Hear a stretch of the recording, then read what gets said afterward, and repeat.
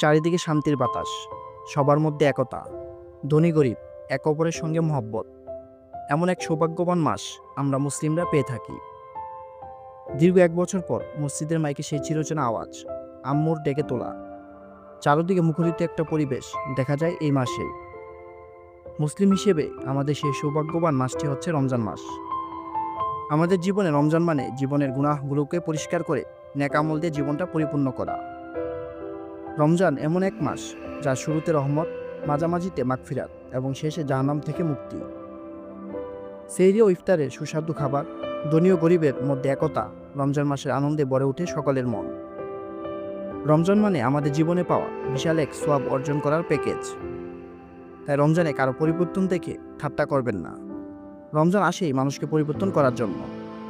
আসুন আমরা এই মাসে সকল পাপ কাজ থেকে বিরত থেকে মহান আল্লাহ তাআলার কাছে ক্ষমা প্রার্থনা করি।